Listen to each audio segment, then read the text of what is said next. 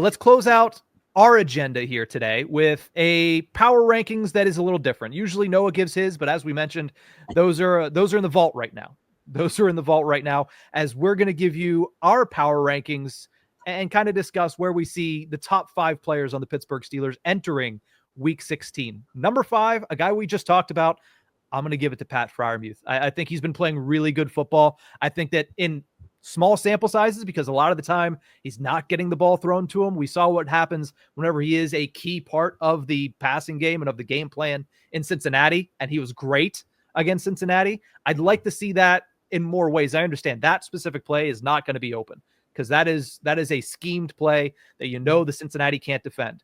But you need to find other ways to get Pat Freiermuth the ball in space, let him go to work. I think he's been really good when he's been given the opportunities. Look no further than the only touchdown they scored last week, where it was essentially Russell Wilson saying, hey, listen, I have Darnell Washington, but I'm going to give a jump ball to Pat Freiermuth because I have faith that he's going to come down with it. Might not be the biggest, but he's going to go up there and get it. He's been playing really good football.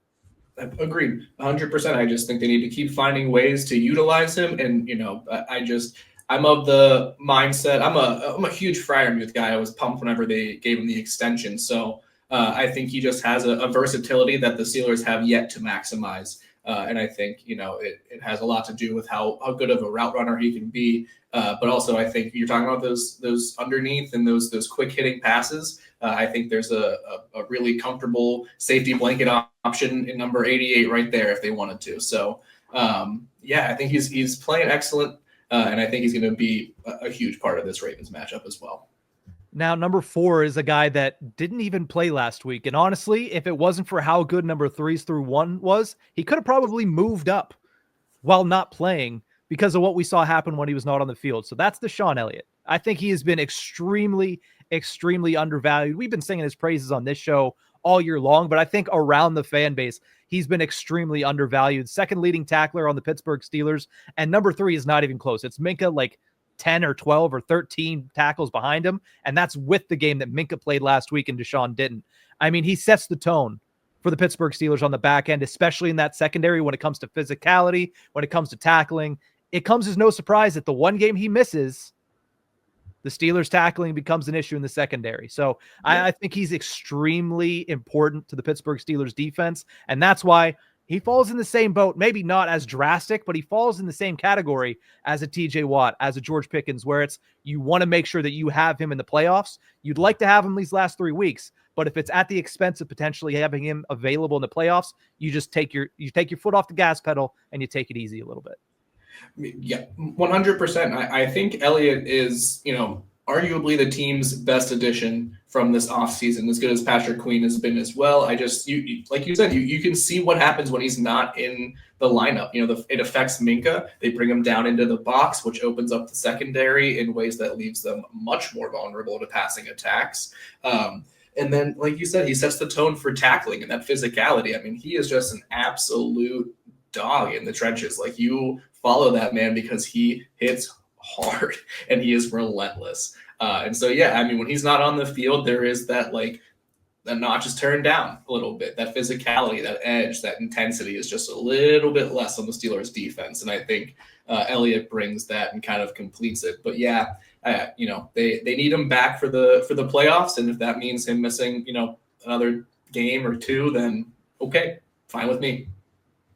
Now, my number 3 here is a guy that it kind of stings to put him at number 3 because it feels like he should be a number 1 player on a team with the way that he's performing. But the Steelers have 2 other guys I got to put ahead of him.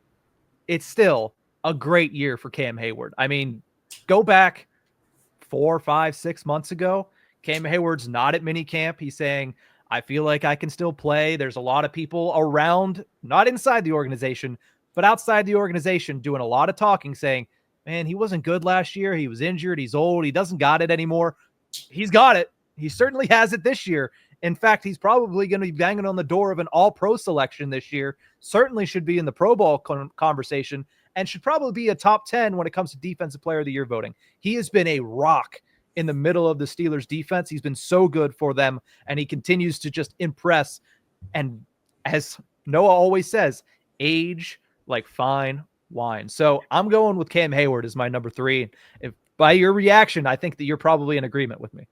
Yeah, it's actually it's laughable now that anyone was ever like upset or doubting whether they should extend him or give him a new contract. Like it's just he's just erased any sort of criticism or doubt. Yeah, the wheels could fall off at any moment. Sure, he's in that very risky age range for an NFL player, but he is just so dang good still. It doesn't even matter. I mean, he is one arming offensive lineman with blocks while making tackles. He's just incredible. So yeah, agreed 100% with you, Belsky. Yeah, Jalen Carter's trying to keep up with him, but all he's doing is slapping Connor Hayward in the face.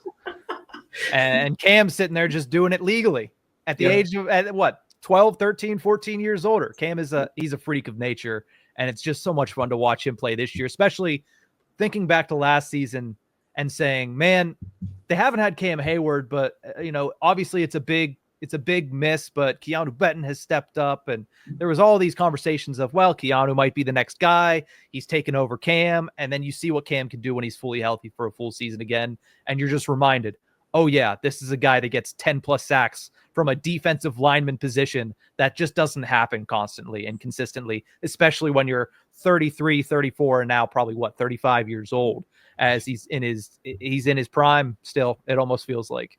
Yeah, he's just different. As good as Keanu Benton is, and that's what you hope your team does, is they draft well and they bring in replacements and stuff like that. And the Steelers have effectively done that by selecting Keanu Benton last year. The problem is that Cam Hayward is just an all-pro Hall of Famer. So you can't just draft someone who's going to come in and give you the same thing. So there's going to be a drop off regardless. So I'm amazed by the season he's having. It's incredible for the Steelers. All right, number 2. This guy is completing side quests. It's not enough to just hit every single field goal you're asked to hit. Now he's deciding, I'm just gonna, I'm gonna call Poston in. That's what we're gonna do in Philadelphia, because I'm getting bored with just watching it go straight through the uprights unless I'm kicking it from 80 yards, like his two of his 3 misses are this year. Chris Boswell is money, and again, for a long time he wasn't on these lists, and people were in the comment section saying, "What are you doing?" I mean, he's won single-handedly 2 games for the Steelers this year, including an AFC North matchup against the Baltimore Ravens. He's going to be big this weekend, as he always is against the Ravens, and he's been very big for the Steelers all year long. Speaking of a guy that might be on his way to an all-pro selection, that is Chris Boswell, and that is my number 2 Pittsburgh Steeler on my power rankings. Banks were certainly open against the Eagles on that kick by Boswell. But yeah, I mean, that well-deserved. He's closing in on the chat can check me on this, but I think it's he's maybe 6 or 7 field goals made away from the most all time or something like that. Or maybe he's closer. I'm not 100% sure. But he seems to be, the one who's doing a lot of heavy lifting most weeks for the Steelers, especially whenever their offense stalls out. So yeah, if he's not an all-pro selection, NFL's rigged. Yeah, 100%. And like you mentioned there, he is 2 field goals away from being tied for second, 6 away from David Akers for most field goals made in a season. Akers did that in 2011 with San Francisco. Chris Boswell, just absolute menace to society for other teams right now. He's doing what he can to help the Pittsburgh Steelers, and what he can is most of their offense this year. So Boz is number 2. And then number 1, I think everybody knows where I'm going with this one. Forced fumble last week, which you watch it back on Hard Knocks last night, and you just see him coming in with that right arm. If he's an inch to the left, an inch to the right, that ball probably doesn't come out, or at the very least, it doesn't come out as rapidly as it did to where it became available for the Steelers, where it could have just been Jalen Hurts once again. But TJ Watt is ridiculous. I mean, prime television watching him and Landon Johnson last week just go after it. So it was great. And TJ, obviously, you're hoping he gets better. You're hoping that he's able to go, but TJ Watt is still the top player on the Steelers. 100%. Yeah, it's crazy because and I was watching that on Hard Knocks, and the thing that stuck out to me was it's not just that he punches as hard as Mike Tyson in his prime or something like that whenever he's going for the ball. It's that the placement is so exact. He's like an archer or something with how accurate he is with that punch. Mm-hmm. Other guys, it's become a thing in the league now that people try to emulate, and some are successful. I feel like you see this more than you used to 5 years ago because of TJ Watt, but no one does it like he does. And I think it's because everyone just punches as hard as they can at the football. But TJ Watt times it up in addition to just knocking the absolute lights out of that football. And if he misses, I mean, he's probably bruising down to the bone. So he's incredible. I hope he gets the rest that he needs. And if he's 100% great, but caution. Yeah. You definitely, I mean, you saw what happened when you didn't have him last year. I understand that the Steelers came close at times in that game against the Buffalo Bills, but imagine if you would have had TJ, you could have pulled off the upset.